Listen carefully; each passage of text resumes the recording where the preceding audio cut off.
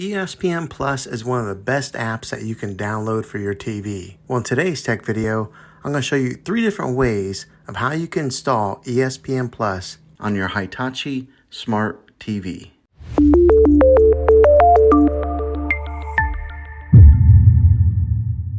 It can be really frustrating if you want to watch some of the great content that is on ESPN Plus and you find that your TV is unable to download it. If your TV is an older model of smart TV, then it could prevent you from downloading this app.